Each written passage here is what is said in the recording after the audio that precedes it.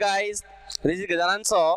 तो गाइस, अपन कल चर्चा कर रहे थे कंडीशनल सेंटेंस के बारे में। अपना ग्रामर सेशन चल रहा है और ग्रामर सेशन में अपन चर्चा की थी कंडीशनल सेंटेंस के ऊपर पार्ट फर्स्ट, जिसमें आपको बेसिक एक इंट्रोडक्शन दिया था कि कंडीशन क्या होता है, ये कितने टाइप्स का होता है, इसमें क्लोज का महत्व क्या होता है, उसके बारे में मैंने चर्चा किया था। तो एक एक पॉइंट अपन ने शेयर किया था।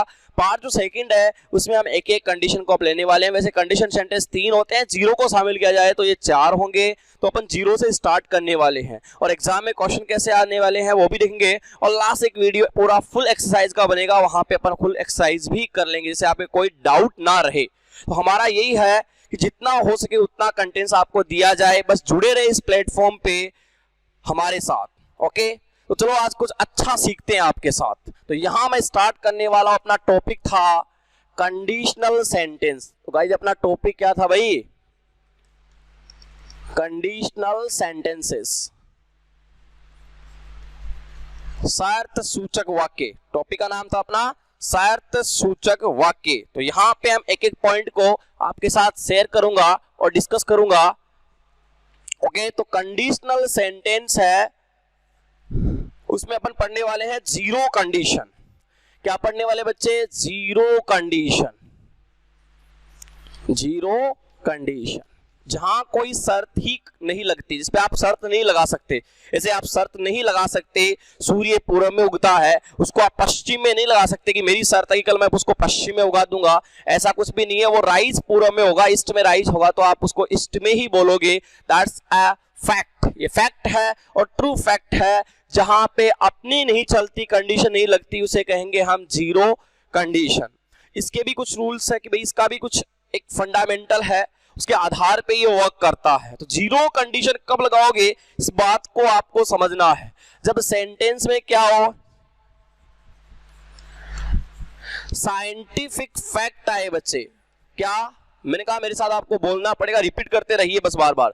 बोलो, जीरो कंडीशन कब आती है? जब सेंटेंस में क्या आए? वैज्ञानिक तथ्य, मतलब साइंटिफिक फैक्ट हो, या आप कह सकते हो फैक्ट्स दैट, रिलेटिव क्लॉज है, पास वाले के अनुसार वर्ब क्या आ जाएगा? Are. Facts that are generally true. ऐसे फैक्ट्स सामान्यतः क्या होते हैं जी? ट्रू होते हैं। यूनिवर्सल ट्रूथ या इटर्नल ट्रूथ कहो, वो कौन सी कंडीशन में लिखेंगे हम? जीरो कंडीशन में। अब उसको आप कैसे कहोगे जीरो कंडीशन? वो सेंटेंस का मीनिंग देख लीजिएगा। यदि सेंटेंस का मीनिंग आपका कहां आ रहा है जी? साइंटिफिक फैक्ट में आ रहा है, या facts that are generally true, जो सामान्य आपको लगता है कि ये बात तो बिल्कुल सत्य है, इसके ऊपर हम क्रॉस क्वेश्चन कर ही नहीं सकते, वो जीरो कंडीशन में आएगा।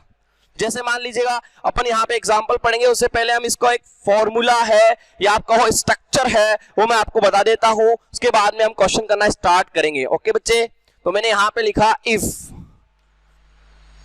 इफ आएगा, सब्जेक्ट आएगा, वर्ब का फर्स्ट फॉर्म या जिसको बेस फॉर्म कहते हो, या वर्ब की फर्स्ट फॉर्म है ऐसी है, इसको हम प्रेजेंट फॉर्म कहते हैं। यदि आगे हो सकता है ऑब्जेक्ट दिया हुआ, ऑब्जेक्ट दिया हुआ हो तो कोमा सब्जेक्ट, वही वर्ब का फर्स्ट फॉर्म जिसको अपन बेस फॉर्म कहते हैं। एस या ईएस वाली वर्ब को क्या बोलते हैं अपन? Present form. ओके बच्चे, आगे ऑब्जेक्ट दिया हुआ हो या फिर आप कह सकते हो अदर वर्ड भी हो सकते हैं। ओके, ऐसा है। अब यहाँ पे आप देखो इफ वाले क्लोज में यहाँ टेंस कौन सा है? तो आप कहोगे सर ये तो प्रेजेंट सिंपल का स्ट्रक्चर है। आगे वाले क्लोज में देखो बच्चे टेंस कौन सा है? तो यहां पे भी आप कहोगे सर ये भी प्रेजेंट सिंपल का ही स्ट्रक्चर है। Very nice. दोनों साइड सेम टेंस है, कोई कंडीशन नहीं लगी, कोई स्ट्रक्चर चेंज नहीं हुआ। ये फैक्ट कब होगा? जब दिया गया सेंटेंस का मीनिंग, इफ क्लोज वाले सेंटेंस का कंप्लीट सेंटेंस का मीनिंग कहां आएगा? साइंटिफिक फैक्ट में या facts that are generally true में आएगा। तो वो क्लोज या वो सेंटेंस कौन से टेंस में रहेंगे? Present simple, present simple. और जितने आपके मेन वर्ब होंगे, जितने मेन वर्ब होंगे उतने ही क्या होंगे बच्चे? क्लोज होंगे। ओके, तो यहाँ पे दोनों साइड, यहाँ देखो टेंस चेंज नहीं हुआ, इधर भी प्रेजेंट सिंपल है बच्चे और इधर भी कौन सा है जी? प्रेजेंट सिंपल है। ध्यान से चीज को समझना आपको। अब मैं एग्जांपल लिखवाता हूं, उसमें आपको बताना है कि दिए गए सेंटेंस में वाकई साइंटिफिक फैक्ट है या जनरल ट्रूथ है। बताओ भाई। If you boil water above 100 degree Celsius कहो या सेंटीग्रेड, it converts या change, it converts into steam कहो या वेपर कहो। स्टीम भी भाप होता है और वेपर भी क्या होता है, वाष्प ही होती है। ओके, तो यहां पे आपने देखा यू क्या है, सब्जेक्ट, यू कैसा सब्जेक्ट है, प्लूरल है, और यू के साथ वर्ब कैसी आई है, प्लूरल ही आई है। अब ध्यान दे, मेरा क्वेश्चन आप सबसे है कि मेन वर्ब है, क्या है जी, मैं मेन वर्ब की बात कर रहा हूं। मेन वर्ब हमेशा कैसी होगी बच्चे, प्लूरल ही होगी। मेन वर्ब कैसी होगी भाई, प्लूरल होगी। ओके, यदि उस मेन वर्ब में, बच्चे क्या कहा मैंने, यदि आप लोग उस मेन वर्ब में एस या ईएस ऐड कर देते हो तो वो मेन वर्ब क्या बन जाएगी, सिंगुलर बन जाएगी। बोलो, वर्ब में एस या ईएस लगाने से क्या बन जाती है, सिंगुलर। जैसे मान लो आपके सामने वर्ब है SPEAK के स्पीक, कैसी वर्ब है, मेन वर्ब है, कैसी है भाई, प्लूरल है। इस मेन वर्ब में आप ऐड कर दो एस या ईएस तो ये मेन वर्ब क्या बन जाएगी, स्पीक का हम लिख देंगे स्पीक्स। अब ये क्या बन गई है, सिंगुलर। लेकिन इसकी काउंटर बात करते हैं। काउंटर बात क्या है, नाउन हमेशा कैसा होगा, चाहे काउंटेबल हो चाहे अनकाउंटेबल हो। बोलो, नाउन कैसा होगा, सिंगुलर होगा। नाउन कैसा होगा, सिंगुलर। यदि काउंटेबल नाउन सिंगुलर, अनकाउंटेबल में तो आप सबको पता है वैसे भी एस या ईएस नहीं लगता है। यदि उस काउंटेबल नाउन सिंगुलर में एस या ईएस ऐड कर देते हैं तो वो कैसा होगा, बुक है, अपने पास एक वर्ड है, सिंगुलर है, बुक। उस बुक में एस या ईएस ऐड करोगे तो वो क्या होगा, बुक्स। अब ये कैसा होगा, अब सिंगुलर नहीं होगा। बोलो, कैसा होगा, प्लूरल। मैं समझाना क्या चाह रहा हूं, वर्ब में एस या ईएस लगाओ तो क्या बन जाता है, सिंगुलर, शाबाश। नाउन में एस या ईएस लगाओ तो क्या बन जाता है, प्लूरल। आई होप की बात समझ में आ गई होगी। अब ये एस या ईएस कहां लगता है, इसका डिसाइड कौन करता है, सेंटेंस का राजा जो कौन होता है, सब्जेक्ट। सब्जेक्ट सिंगुलर है तो वर्ब कैसी, सिंगुलर। सब्जेक्ट सिंगुलर है तो वर्ब कैसी, सिंगुलर। सब्जेक्ट प्लूरल है तो वर्ब कैसी, प्लूरल। सब्जेक्ट के साथ वर्ब का जो एग्रीमेंट है उसे ही आप कॉन्कर्ड कहते हैं, उसे ही आप सब्जेक्ट वर्ब एग्रीमेंट कहते हैं। ठीक है बच्चे, उसे ही आप सिंटेक्स कह देते हैं। स्ट्रक्चर होता है सेंटेंस का और स्ट्रक्चर सब्जेक्ट डिसाइड करता है। तो इफ वाले क्लोज में यू कैसा, यू प्लूरल सब्जेक्ट है तो वर्ब भी कैसी आई, plural. Water uncountable noun about preposition है और 100 यहाँ पे आएगा आपका। इट किसके लिए आया है, वाटर यहाँ पे क्या है, नाउन है। नाउन के स्थान पे जो वर्ड आते हैं वो क्या होते हैं बच्चे, प्रोनाउन होते हैं। नाउन का जो रिपीटिशन खत्म करने के लिए हम किसका यूज करते हैं जी, रिपीटिशन रोकने के लिए हम प्रोनाउन का यूज करते हैं। इट के साथ सब्जेक्ट है, वाटर अनकाउंटेबल सिंगुलर है तो इट को सिंगुलर लिया गया है। अब ये सिंगुलर है तो बोलो वर्ब भी कैसी आई, सिंगुलर। और दिया गया सेंटेंस में टेंस चेंज क्यों नहीं, दोनों तरफ प्रेजेंट सिंपल, ये रीजन क्या है। तो आप कहोगे यदि पानी को आप 100 डिग्री सेंटीग्रेड ज्यादा गर्म करोगे तो इसका वाष्प बन जाएगा। That facts are generally true, या साइंटिफिक फैक्ट आप कह सकते हो। ये फैक्ट बिल्कुल सही है बच्चे, इसमें आप कोई कंडीशन अप्लाई नहीं कर सकते, ये होता है, ये स्वाभाविक है, इसमें आप कोई कंडीशन अप्लाई नहीं कर सकते आप। ओके, तो यहां पे आपने देखा कि इफ वाले क्लोज को, पूरे सेंटेंस को पढ़ के देखा तो इसका मीनिंग आपने समझा। वो मीनिंग कैसा आया, facts that are generally true वाला मीनिंग आया या साइंटिफिक वाला मीनिंग आया। ऐसा होता है तो हम कंडीशन नहीं लगा सकते। आपने कहा सूर्य पूर्व में उगता है तो आप ये नहीं कहोगे कल पश्चिम में उगेगा, या आप कहोगे आप कल दक्षिण में उगेगा, ऐसा नहीं कह सकते, आप कंडीशन नहीं लगा सकते। हाँ, मैं कह सकता हूं कि आप नहीं पढ़ोगे तो फेल हो जाओगे, यदि आप अच्छी मेहनत करोगे तो अच्छी रैंक के साथ आप सक्सेस या पास हो जाओगे, वो कंडीशन लगा सकते हैं कि आप पढ़ोगे तो ही पास होंगे, कंडीशन है। सूर्य पूर्व में उगता है, इसको कोई कंडीशन अप्लाई नहीं करनी पड़ती, वो धक्का नहीं लगाना पड़ता है, वो होता स्वाभाविक बात है। इस जनरल ट्रूथ है, इटरनल है, यूनिवर्सल फैक्ट है, उसमें अपन चेंज नहीं कर सकते। ओके, तो यहां पे आपको बात समझ में आ गई होगी। अब दूसरी मेरा क्वेश्चन है कि यदि मैं इफ क्लॉज को इधर लिख दूं और आपको पता है कि मेन क्लॉज को इधर लिख दूं तो बोलो कौन सा क्लॉज पहले पढ़ोगे। आप कहोगे हम सर इफ क्लॉज पढ़ेंगे, क्योंकि पहले नाउन आता है, बाद में क्या आता है जी, प्रोनाउन आता है। सेंटेंस आपके क्या आता है, PQRS पैरा जंबल है, वहां पे भी अरेंजमेंट में भी आप ये रूल पढ़ते हैं। दूसरी चीज ये है कि मीनिंग देख लो भाई, ये बेचारा क्या है जी, डिपेंडर, ये कैसा है, डिपेंड है। ये कैसा है, इफ क्लोज है, ये कैसा है जी, रिजल्ट या प्रिंसिपल या मेन क्लोज है। अब मैं इससे रिलेटेड 2-3 क्वेश्चन लिखवाता हूं और आप मेरे को बताना कि कौन से क्वेश्चन में क्या एरर है। रेडी रहना भाई। क्वेश्चन नंबर फर्स्ट यहाँ पे मैं डिस्कस करने वाला हूं और एग्जाम में ए बी सी जो पार्ट आते हैं, स्ट्रक्चर आप अपनी नोटबुक में भले ही नोट्स बना सकते हैं क्योंकि मैं डिटेल से हर चीज को पढ़ाने वाला हूं। स्ट्रक्चर आपको ऊपर दिया गया ही है, आप कर लेते हैं इससे रिलेटेड क्वेश्चन। कंडीशन को मैं रिवर्स भी लिख सकता हूं बच्चे, वो भी आप थोड़ा ध्यान से देखना कि मैं कंडीशन को आगे पीछे भी कर सकता हूं। बस दिमाग लगाना है कि दिया गया सेंटेंस यदि यूनिवर्सल ट्रूथ या साइंटिफिक फैक्ट का है तो आपको टेंस कौन सा लेना, बस वही डिसाइड करना। उसका स्ट्रक्चर मैंने ऊपर बना ही दिया था। Question number first, if you throw an object, यहां ऑब्जेक्ट का मतलब क्या है जी, वस्तु। If you throw an object upward, it come downward automatically. Okay, यहां पे क्वेश्चन है if you throw an object upward. मेरा पहला क्वेश्चन है, समझाऊंगा मैं, पहले आपको करना है कि कौन से पार्ट में यहाँ पे एरर है, इन विच पार्ट एरर। जिस पार्ट में भी एरर है आप कमेंट बॉक्स में लिखना कि सर पहले क्वेश्चन में इस पार्ट में एरर था, मैंने देखा था। पॉज करके वीडियो को पॉज कर देना, उसके बाद में आंसर लिखते हुए चलना आप। नेक्स्ट है नो एरर। अभी जल्दी लाइव क्लास स्टार्ट करने वाले हैं, वहां पे तो आपको डायरेक्ट क्वेश्चन के आंसर देने ही है। Okay, second question, if the ice melt it emit smoke. एक चीज और खासियत है बच्चे, क्या खासियत है कि ये जो क्वेश्चन लिखवा रहा हूं ये भी फिक्स है। फिक्स क्यों भाई? क्योंकि साइंटिफिक और facts that are generally true वाले सेंटेंस फिक्स ही होंगे। बस ग्रामेटिकल एरर क्या है वो फाइंड आउट करना है, जो आपके एग्जाम में भी आता है, और हमें बस वो ग्रामेटिकल एरर पकड़ना है, उसके ऊपर आपको पकड़ बनानी है। Third question, okay, general truth वाले सेंटेंस में लिखवाऊंगा, if you lit the petrol it, if you lit the petrol, देखो if the ice melt it, अब यहां पे देखो बर्फ पिघलेगी, सॉरी ये मैं यहां पे क्वेश्चन चेंज कर रहा हूं, if the ice melt it,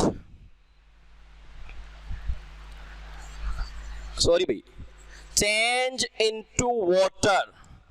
ये यहां क्वेश्चन ऐसे था, तो ये बी पार्ट है और ये सी पार्ट है। क्या जी, if the ice melt it change into water, तो यहां पे मैं कर देता हूं चेंजेस। अब कौन से पार्ट में एरर है वो आपको देखनी है। नेक्स्ट क्वेश्चन है, इफ यू लीट द पेट्रोल, यहां पे आना था वो इट इमिट स्मोक।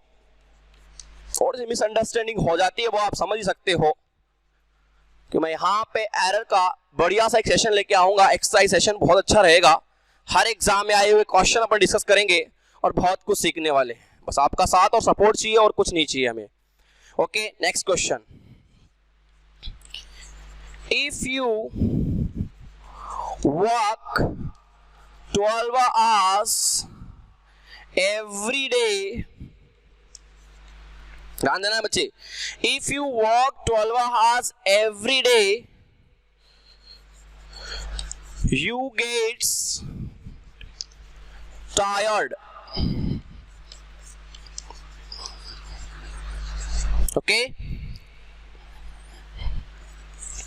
पार्ट में डिवाइड कर लो, ये ए पार्ट, ये बी पार्ट और ये वाला क्या हो गया, सी पार्ट। अब कौन से पार्ट में एरर है, बस टेंस का खेल है, ध्यान से देखिए जाना। If you speak the truth everybody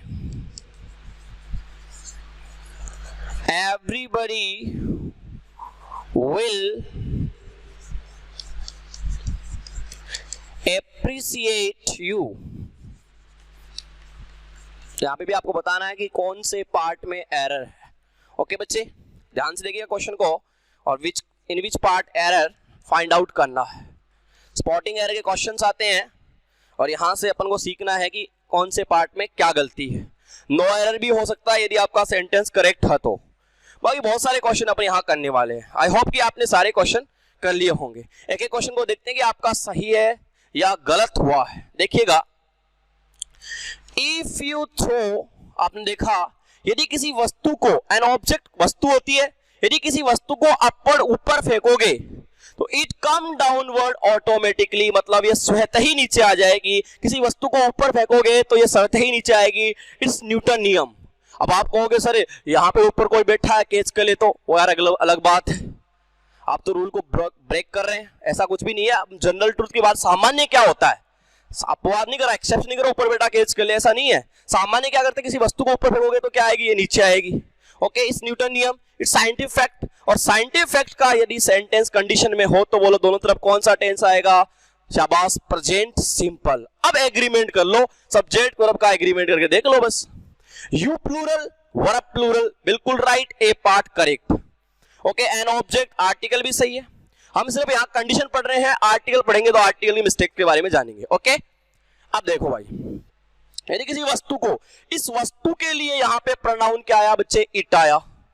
it singular है तो बोलो वर्ब कैसी आएगी, सिंगुलर। या आपको ऑप्शन दे दे, विल आएगा, कम आएगा, केम आएगा, कम्स आएगा, तो ध्यान देना वही है यार, प्रेजेंट सिंपल का वाक्य होगा। क्यों होगा, साइंटिफिक फैक्ट है, facts that are generally true वाला सेंटेंस है। इट सिंगुलर है तो वर्ब को सिंगुलर बनाने के लिए उसमें क्या ऐड करते हैं, एस या ईएस। वो मैंने नीचे समझा ही दिया था, क्या आएगा, कम्स। बोलो कौन से पार्ट में एरर हुआ, सी पार्ट में, शाबाश, आपका राइट हुआ। यही बहुत बड़ी बात है, ये खुशी की बात है कि आप सेंटेंस सही करते हो। अब जब सीख जाते हो तो आपको लगता है सर ये तो बहुत आसान था। भाई हर चीज आसान है, बस ध्यान से देखना है, सीखना है। चीजें कोई भी इम्पॉसिबल नहीं होती। कोई भी चीज को आप कर लीजिएगा, स्टार्ट में थोड़ा सा आपको टाइम लगता है, देन बाद में आपको वो इजी लगने लग जाती है यदि आप दिल से सीखते हैं। बस दिल एंड दिमाग को आप कंसंट्रेट रखिए और सीखते रहिए। यहाँ पे अपन वो नहीं है, यहाँ पे कंप्लीट बात करने वाले हैं कि आपको टॉपिक एस्केप कर दिया, ट्रिक ओनली थोड़ा सा बता दिया, ऐसा कुछ भी नहीं है। यहाँ सीखेंगे वो डिटेल से सीखेंगे कि आप कोई बुक खोले या कोई पेपर दे तो आपका क्वेश्चन सही होना चाहिए। इसलिए जुड़े रहना है लगातार और इस वीडियो को एस्केप नहीं करना, अवॉइड नहीं करना। वीडियो को कभी आप, कई बच्चे होते हैं आगे निकाल के देख लेते हैं, ऐसा नहीं है। कंप्लीट देखे तो भाई मेरी रिक्वेस्ट है, कंप्लीट देखे नहीं, अदरवाइज देखे नहीं। कंप्लीट देखने का मतलब ये होता है कि आप सीख के जाओगे, देखना नहीं है, सीखना है। Okay, next question, if the ice melt, ice क्या होती है, बर्फ। बर्फ कैसा नाउन है, अनकाउंटेबल नाउन है। अनकाउंटेबल नाउन कैसे होते हैं, सिंगुलर, जिनकी गिनती नहीं होती है। ओके, नाउन क्या होता है, दुनिया में तुम्हारी आंखें जो भी देख रही है वो नाउन है यार। दुनिया में तुम्हारी आंखें जो भी देख रही है वो नाउन है, एक बार के लिए मान लो। ओके, इसका नाम पड़ गया वो नाउन है। जब नाउन टॉपिक आएगा तो उसके बारे में डिटेल से चर्चा करेंगे। तो आइस अनकाउंटेबल नाउन है, मेल्ट यहाँ वर्ब है, इट यहाँ पे आइस के स्थान पे यूज हुआ प्रोनाउन है, चेंजेस यहाँ वर्ब है, इनटू वाटर यहाँ पे इनटू प्रपोजिशन और वाटर यहाँ नाउन है। ये पार्ट्स ऑफ स्पीच में वर्ड कैटेगरी बता दी। एरर क्या है, इफ द आइस मेल्ट, यदि बर्फ पिघलेगी या बर्फ पिघलती है तो बोलो बर्फ पिघलती है तो इसका क्या बनता है, दही या कड्डी बनती है इसकी। और भाई बर्फ पिघलेगी तो पानी बनेगा यार, ये कैसी बात है, facts that are generally true, ये जनरली ट्रू वाली बात है। इसका और तो कंडीशन आप लगा नहीं सकते। ओके, तो एरर का है, ये सिंगुलर है तो वर्ब को सिंगुलर बनाने के लिए उसमें एस या ईएस ऐड करते हैं। ए पार्ट में मिस्टेक था, इट सिंगुलर है, वर्ब सिंगुलर है, यहाँ कोई मिस्टेक नहीं है। तो फर्स्ट सेंटेंस में कहां एरर हुआ, सी पार्ट में। सेकंड में कहां एरर हुआ, बी पार्ट में। थर्ड क्वेश्चन देखते हैं। इफ हमेशा आ गया है, जरूरी नहीं है, बाद में भी आ सकता है, ऐसे काफी क्वेश्चन अपन करने वाले हैं। इफ यू लीट, लीट का मतलब होता है प्रज्वलित करना, वर्ब है, जलाना चीज को। इफ यू लीट द पेट्रोल, यदि आप पेट्रोल को क्या अग्नि दिखाते हो, क्या होता है भाई, आग पकड़ लेता, धुआं निकलता उसमें से। तो इट इमिट स्मोक, इसमें से धुआं निकलता है या आग पकड़ लेता है। बिल्कुल साइंटिफिक फैक्ट है, the facts that are generally true. आप पेट्रोल के पास आग लगा के देख लो, बिल्कुल वो आग पकड़ लेगा। तो यहाँ पे you plural, verb plural, lit the petrol, it emit. तो इट किसके लिए आया, पेट्रोल के लिए। पेट्रोल अनकाउंटेबल नाउन, सिंगुलर, इसलिए इट आया। बोलो वर्ब कैसी आएगी, सिंगुलर। वर्ब सिंगुलर कब होती है, जब उसमें एस या ईएस ऐड कर देते हैं। और वर्ब को सिंगुलर क्यों करना पड़ता है, सब्जेक्ट सिंगुलर है तो वर्ब के साथ उसका एग्रीमेंट करना पड़ता है। बोलो कौन से पार्ट में मिस्टेक हुई, सी पार्ट में। अच्छा सीख रहे हैं। Okay, if you work 12 hours, यदि आप 12 घंटे काम करते हैं हर दिन, तो क्या हो जाएंगे जी, यू गेट्स टायर्ड, तो आप थक जाएंगे, थक जाते हैं आप। 12 घंटे काम करता हुआ व्यक्ति क्या होता है, थक जाता है। तो यदि आप प्रतिदिन 12 घंटे काम करते हैं तो आप थक जाते हैं। बोलो ये यहाँ पे कंडीशन है क्या, या जीरो कंडीशन है? यार ये बात बिल्कुल जनरली ट्रू है, लगातार 12 घंटे काम करता आदमी थक जाता है, ये जनरली ट्रूथ है। मानव शरीर को रोबोट तो है नहीं है। यदि आप जनरली 12 घंटे काम करते हैं तो आप थक जाते हैं, इट्स फैक्ट। ओके, इसलिए यहाँ पे दोनों साइड कौन सा टेंस आएगा, present simple, you plural, verb plural. 12 है इसलिए आर्स आएगा। इसको आवर पढ़ते हैं, हावर नहीं होता, एन आर्टिकल आता है, ए नहीं आता, HOUR, इसको एन आर पढ़ेंगे, एच, इसके पहले आर्टिकल ए नहीं आएगा जब सिंगुलर हो तो। ओके, HOUR, आवर पढ़ते हैं, एच साइलेंट होता है, ओनिस्ट होता है वैसे, HONEST वाले, ऑनरेबल, हॉनरेबल नहीं होता है।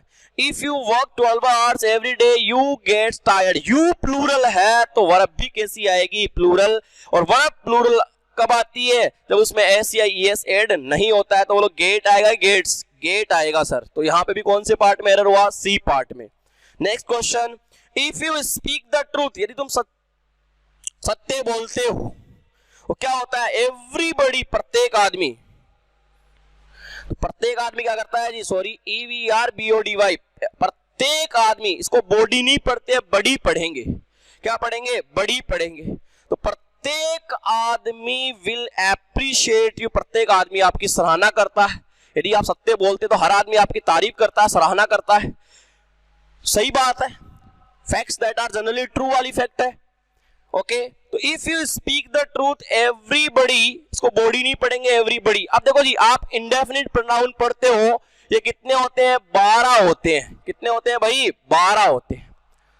12 होते हैं इंडेफिनिट प्रोनाउन। और ये 12 के 12 कैसे होते हैं, सिंगुलर होते हैं। कैसे होते हैं भाई, सिंगुलर। ANS, आंसर को शॉर्ट में क्या लिखते हो, ANS। किताब में आंसर देने जाते हो तो क्या लिखते हो, ANS। आंसर हमेशा कैसे दिया, एग्जैक्ट। आंसर कैसा दिया है, एग्जैक्ट देख के आए हैं। हाँ, एग्जामिनर ने गलती मान दी वो अलग बात थी, अपनी जगह तो अपन क्या करके आते हैं जी, एग्जैक्ट आंसर देख के आते हैं। ठीक है, आप सुन लीजिएगा, ए, इसके आगे लगा दो 1, इसके आगे लगा दो बड़ी, और इसके आगे लगा दो थिंक। ये आपके 12 क्या हो गए, प्रोनाउन हो गए। ऐसे लिख लो, anyone, no one, someone, everyone. Anybody, nobody, somebody, everybody, anything, nothing, something, everything. Total कितने हो गए, 12। तो ये 12 के 12 इंडेफिनिट प्रोनाउन है बच्चे, हमेशा कैसे होते हैं, अभी हमने डिस्कस किया, सिंगुलर होते हैं। यदि ये सिंगुलर है तो वर्ब भी कैसी आएगी, सिंगुलर। अब बताओ, आप सामान्य रूप से सत्य बोलते हैं तो लोग क्या करते हैं, आपकी जनरल बात कर रहा हूं, तारीफ करते हैं। जनरल बात बोलता हूं, क्या करते हैं, तारीफ करते हैं। तो यहां टेंस कौन सा आएगा, उधर प्रेजेंट है, तो इधर प्रेजेंट बोलो, क्या नहीं आएगा सर, विल नहीं आएगा। क्यों नहीं आएगा, कंडीशन नहीं है, जीरो कंडीशन है। Facts that are generally true वाला सेंटेंस दोनों तरफ प्रेजेंट सिंपल लेके आता है, क्योंकि आप लोगों ने पढ़ रखा है कि जो बात सत्य होती है, ट्रूथ होती है, यूनिवर्सल होती है, वो हमेशा कौन से टेंस से पढ़ जाती है, प्रेजेंट सिंपल में। चाहे वो आपकी हैबिचुअल एक्शन हो, रेगुलर एक्शन हो, चाहे आप न्यूज़पेपर की हेडलाइन हो, रनिंग कमेंट्री हो, इनहेरिट क्वालिटीज हो, या साइंटिफिक फैक्ट हो, या यूनिवर्सल ट्रूथ हो, प्रेजेंट सिंपल में आता है। तो एवरीबडी एप्रिशिएट, अब एप्रिशिएट होगा कि एप्रिशिएट्स, तो एप्रिशिएट्स होगा। क्यों होगा, एवरीबडी सिंगुलर है तो वर्ब भी कैसा होगा, सिंगुलर। और वर्ब को सिंगुलर बनाने के लिए हम क्या लगाते हैं, उसमें एस या ईएस, कंडीशन के अनुसार। ओके, यहाँ कौन से पार्ट में एरर हुआ, सी पार्ट में। आई होप कि आपको ये पांचों एरर आपने कंप्लीट कर लिए होंगे। नेक्स्ट सेशन में इससे रिलेटेड हम काफी सारी एरर और डिस्कस करने वाले हैं। अब चलते हैं, आई होप कि आपको जीरो कंडीशन समझ में आ गई होगी। वो जीरो कंडीशन समझ में आ गई है। जीरो कंडीशन का इतना ही ध्यान रखना है, सेंटेंस पढ़ के, और सेंटेंस भी फिक्स है। सेंटेंस भी क्या है बच्चे, ये सेंटेंस भी फिक्स है। जैसे मैंने कहा, if the sun rises early, यदि सूर्य जल्दी उगता है, ओके, तो द डार्कनेस डिसअपियर्स अर्ली, तो अंधेरा जल्दी गायब हो जाता है। इट्स अ फैक्ट है, facts that are generally true वाला सेंटेंस मैंने बोला है। ये सेंटेंस हमेशा कहां लिखे जाएंगे, प्रेजेंट सिंपल और प्रेजेंट सिंपल दोनों तरफ, और जीरो कंडीशन हो तो उसको क्या नाम दे देंगे, जीरो कंडीशन। आई होप कि आपको ये वाली बात पूरी समझ में आ गई होगी। अब तो बच्चे अपन ने यहाँ पे जीरो कंडीशन पढ़ा है। जीरो कंडीशन रिलेटेड और भी बहुत सारे क्वेश्चन अपन लेने वाले हैं जो वाकई में अपने फैक्ट्स पे आधार पे होंगे। आप जीरो कंडीशन आज का कंप्लीट हो गया आपका। कल अपन डिस्कस करने वाले हैं ओपन कंडीशन के बारे में। धीरे धीरे पढ़ेंगे, जितना पढ़ेंगे उसको सीखते हुए चलेंगे। Thank you so much, good bye, जय हिंद, जय भारत।